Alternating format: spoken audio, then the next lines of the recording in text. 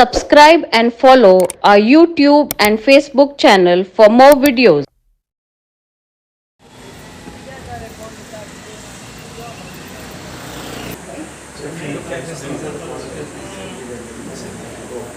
If it's say that the pregnant woman is 13 years old, does that create an alert? It's the animal platform, the digital health platform used by the ANMs in registering pregnant women, tracking their conditions, tracking also the child, and using this to identify if there are any problems. And this portal, the data links to a portal which can then collect this data and identify disease trends, etc. And I am very impressed with this system.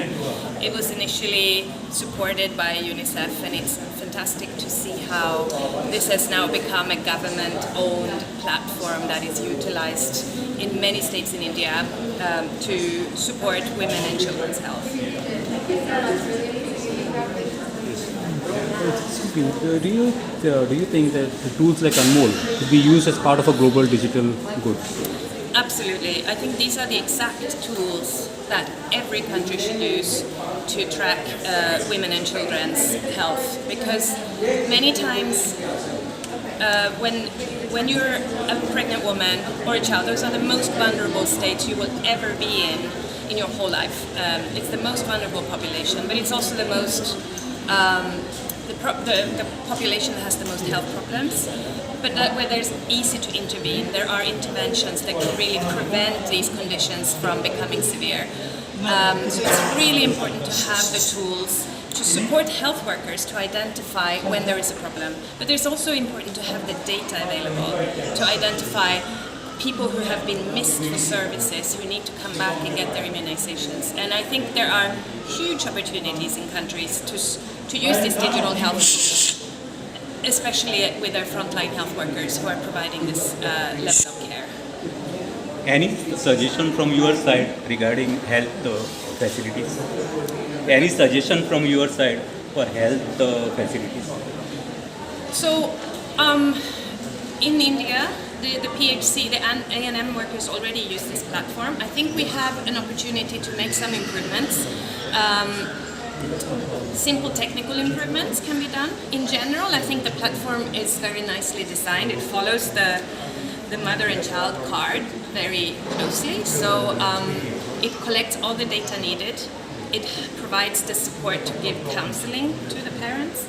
And I think every facility should have similar systems and platforms to track not just pregnant women and children, but teenagers who come for help, people with diabetes, people with other chronic conditions. Ideally, there should be similar systems to track their health conditions, to be able to provide continuity of care.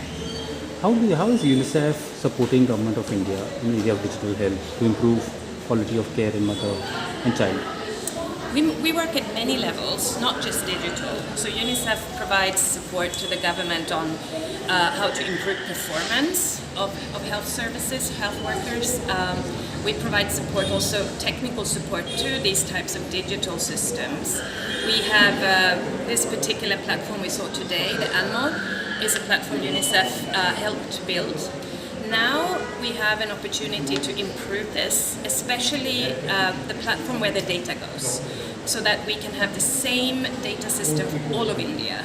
At the moment, the data is stored on local servers. What would be very powerful is if all the states could feed data to a central cloud, because then you can have much more powerful analysis of this data. There are AI methods that, there's a lot of big data analysis that can be done to understand trends in population health. Not just look, obviously anonymous, but can analyze bigger trends and predict where there might be issues in the system. Do you have any takeaway? Any takeaway? Just that I am very impressed with the health system in India, the public health system. I'm very impressed with the A&M workers. They provide such important care to the women and children in this country. And I've been very impressed with their knowledge in using digital tools like this. And we have a lot to learn from the Indian example, also to take this to other countries to improve the quality and reach of primary healthcare.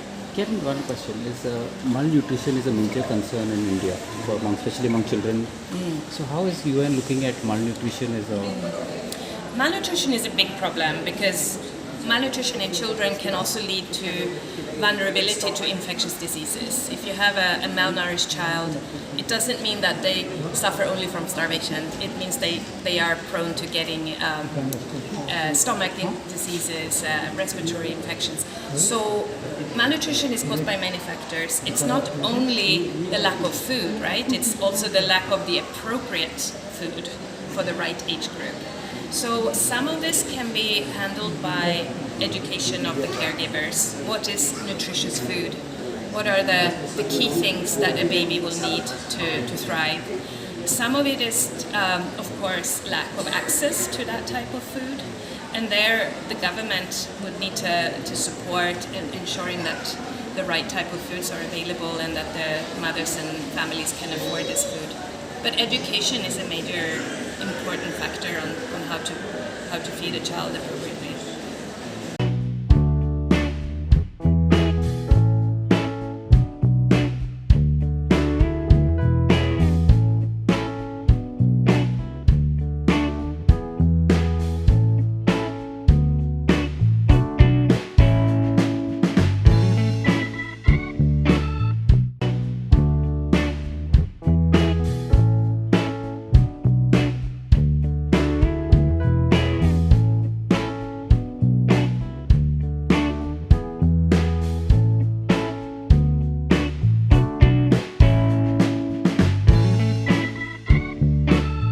Subscribe and follow our YouTube and Facebook channel for more videos.